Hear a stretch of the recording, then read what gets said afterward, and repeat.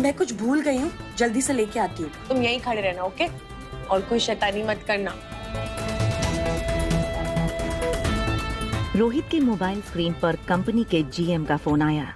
ये देखते ही रोहित ने रिया से कहा, बेटा मुझे एक अर्जेंट कॉल करना है, उसके लिए जाना पड़ेगा।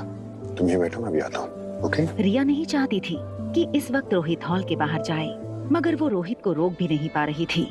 रोहित तेज चलकर हॉल से बाहर जाने लगा। रिया भी अपनी सीट से उठी और रोहित के पीछे जाने लगी। रोहित अपने जनरल मैनेजर से बात करने थिएटर लॉबी में पहुंचा।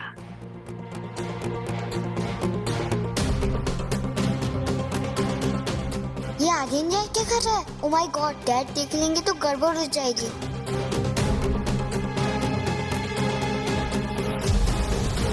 मैं आपको कॉल करता हूँ।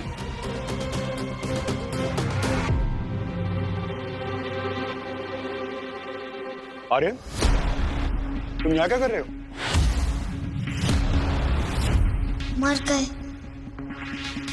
अब क्या होगा? मैंने तुमसे कहा था ना अंदर बैठे रहने को, तो बाहर क्यों आए? और मास्क कहाँ है तुम्हारा? ग्लव्स भी निकाल दिए।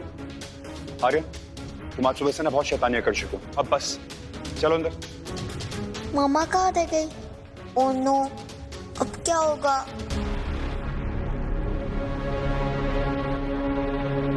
रिया,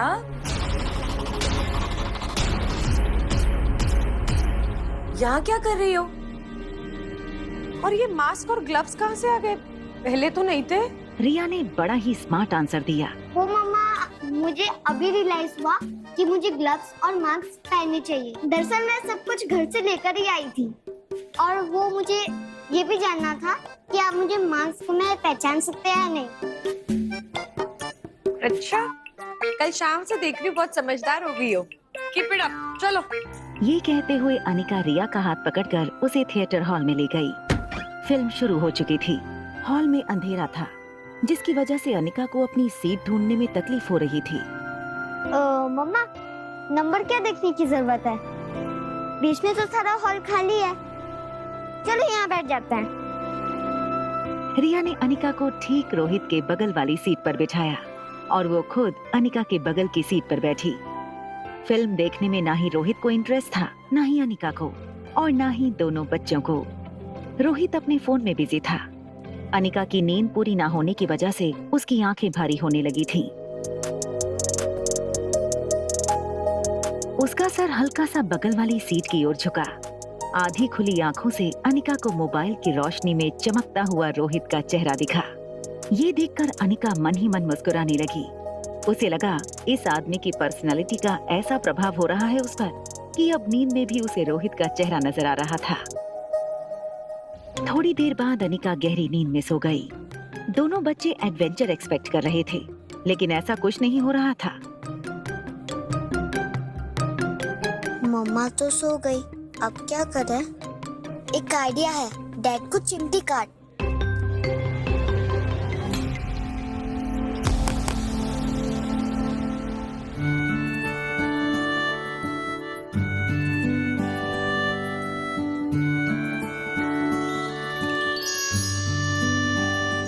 तेरी आँखों का गुस्सा भी कातिल है, मैंने दे दिया तुझको मेरा दिल है। ओ मेरे रांझना, कैसा जादू किया दिल मेरा तूने, ओ कैसे लिया।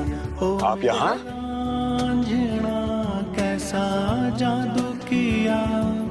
मैंने आपको वार्न किया था ना कि मुझसे मेरे बेटे से दूर रहिए।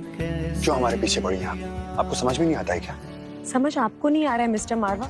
और आप अपने आप को समझते क्या है? हाँ, माना कि आप हैंडसम है, सक्सेसफुल हैं, लड़की आपके आगे पीछे घूमती होगी, लेकिन इसका मतलब ये नहीं है कि मैं आपके पीछे घूम रही हूँ। मैं यहाँ अपनी बेटी के साथ मूवी देखने आई हूँ। रोहित को रिया की शक्ल तो नहीं दिखाई दे रही थी, मगर उसे इतना जरूर दिख रहा था कि अनिका की बगल वाली सीट पर एक बच्चा बैठा है।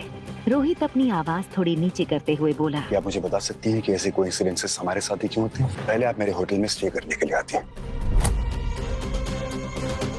उसके बाद बात बात पर बहाने बनाकर मुझसे टकराती रहती हैं, और मेरे बेटे के बारे में ऐसी इन्फॉर्मेशन मुझे देती हैं जो मुझे तक नहीं पता था। आपके बेटे की ट्यूशन टीचर ना आपके बेटे को मेंटल टॉर्चर दे रही है।